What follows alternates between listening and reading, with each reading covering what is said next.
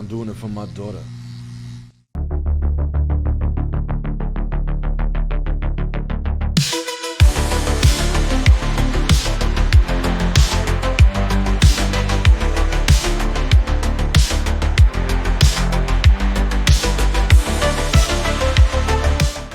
It's important to have great men to look up to, and it's not necessarily important that our great men are perfect, but there are symbols of what we could be. I think if Ron Paul took steroids, he would be my number one. That would be my number one guy. You agree? Yeah. The New York tunnel debacle. Now this footage, we can't let this footage die. We have to keep bringing it up with sound effects, with music, whatever sort of customizations, make an app about it. But this footage is so classic, it can never die, and it has to be resurrected over and over again for generations to come. I want to see subway surfers on the bottom, Brazilian tunnels on top, Brazilian tunnels mod in your video games. We keep it alive forever. We can't let it die. The mental illness of sinking into a hole. I feel like I'm on a hillside right now. So Ross Ulbricht, did they get him out of jail? You know who Ross Ulbricht is, Valentine?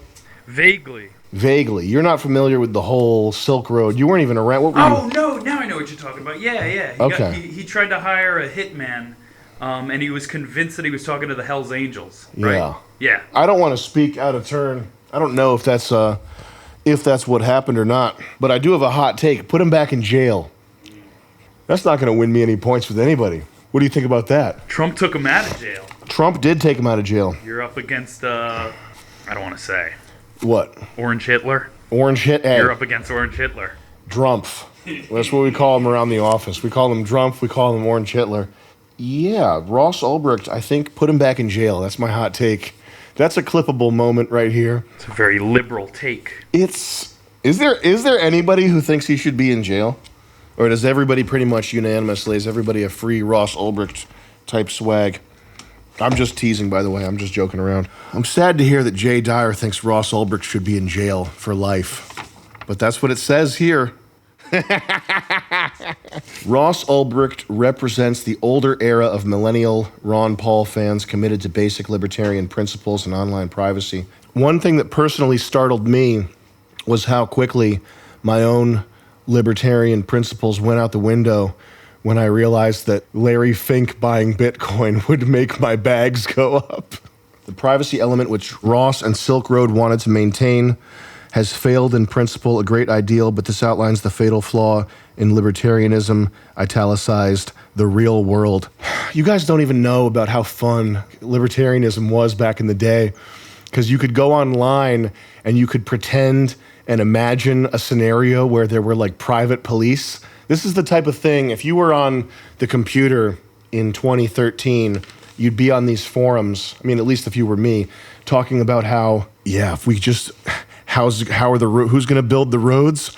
Corporations that are paid by people that want to use the roads, my friend. We're going to have private police. This is what, do you guys know what libertarianism is? Do you know what libertarianism is? Vaguely. Vaguely? Vaguely. What is your understanding of libertarianism? Everybody just let people be, right?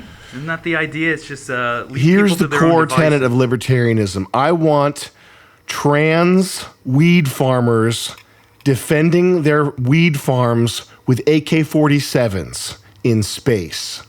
That is the central principle of libertarianism. I can get behind it. On paper, there's so much to libertarianism that looks like it would work. If you're creating a worldview in your head, which is the same thing that anybody does with an erroneous worldview, so it's not really that surprising. It's just I personally did this with libertarianism and not communism or something like it. You can really make yourself believe that legal weed and private police, something like that would work. And then you grow up and you realize that the problem with the world is greedy corporations. Bleep that out.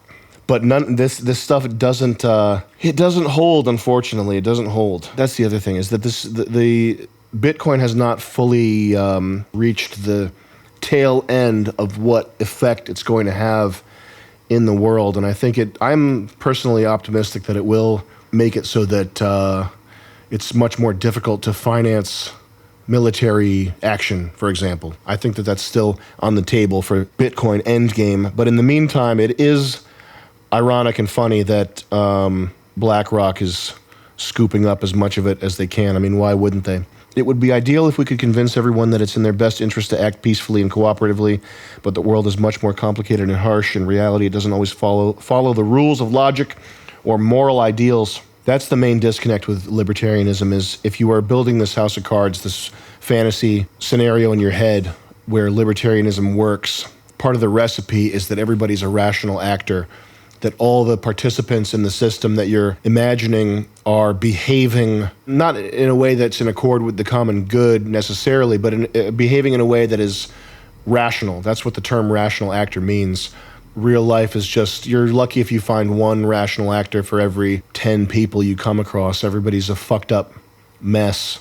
Nature is full of predators and prey, and even the idea of living by principles like libertarianism assumes people are moral, highly intelligent, and trust each other. Yeah. Unfortunately, many people don't have these qualities. Most of the world is not moral, not based around high trust, and not high IQ. That's the other thing, is if these principles were to take hold, whatever the Bitcoin end state is, if it's even close to something libertarian, it means that all these hungry mouths that depend on Whitey are going to starve to death.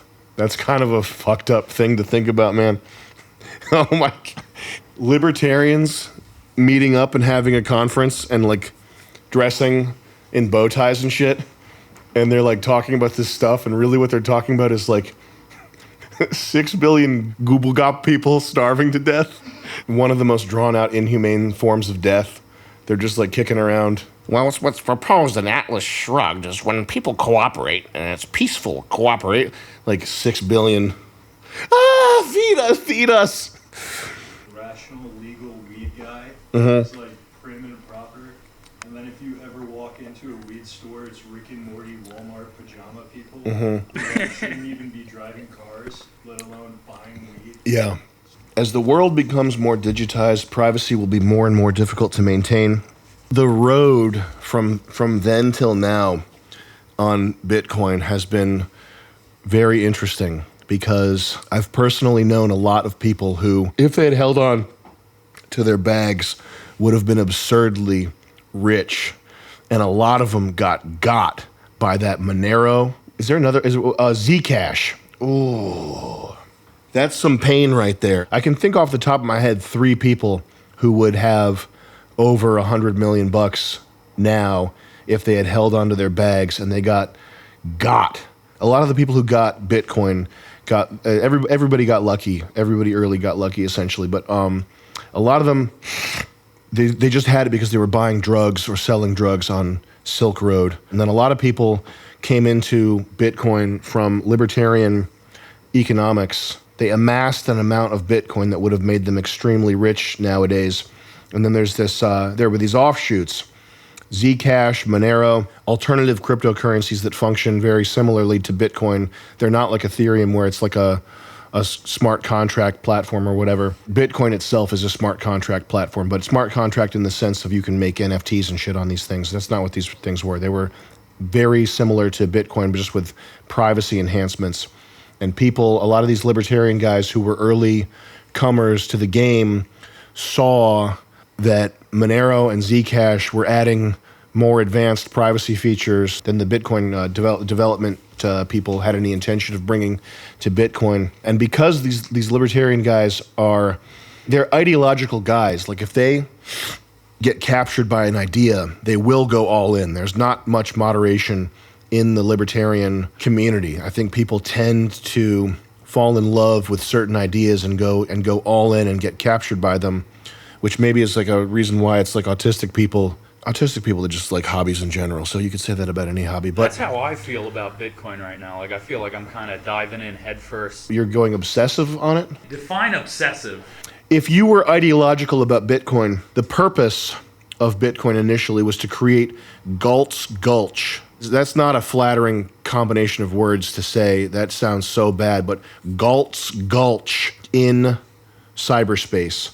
And Galt's Gulch, Tim May is the guy who created this. All these guys were really captured by Ayn Rand and libertarian economics. And this guy, Tim May, envisioned if you could have property and scarcity in cyberspace, you could set up an actual libertarian cyberspace-like realm. Point being, anybody who's into this stuff, they're like super committed to it on an ideological level. I think that's a good thing if you get captured by Bitcoin, but the guys that were like obsessed with privacy, they got ensnared by Monero and Zcash, which failed. Privacy is not a winning idea.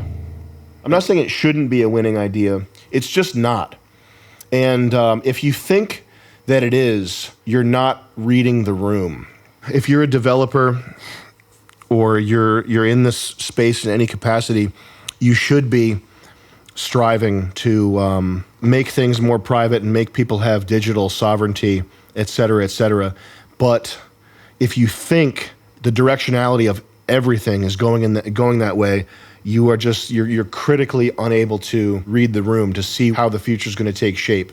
That's obviously a bad thing, but it's also just being realistic. My issue is I'm very cynical about the state of the U.S. dollar in particular and general currency. And when I look at Bitcoin, it goes down pretty significantly sometimes, but it always comes back up. Whereas the U.S. dollar just constantly goes down. So my whole thing is, I don't know about all these ideological, fantasies that have kind of brought Bitcoin to the forefront. I have no idea what 𝐊𝐤𝐤𝐿 even is. I don't know what the Ayn Rand libertarian sort of idea there is. I am mostly fueled by cynicism, which may not be good. That's a good thing. When it comes to your own bags, you should be cynical and not ideological. Taking a stand is for like your work, your opinions, etc. But when it comes to preserving your output, the blood, sweat, and tears, your economic power, you should be cynical and defensive, and you should probably assume the worst about people. And it's important not to carry that over to other things in life, but when it comes to your stacks, don't let it touch that. While Bitcoin has achieved some acceptance, many of the core principles libertarians fought for have waned. The legalization of drugs is far more common nowadays than when Ross was in prison, making 2 of the infractions. Ulbricht was given life in prison for somewhat irrelevant, or at least up for questioning.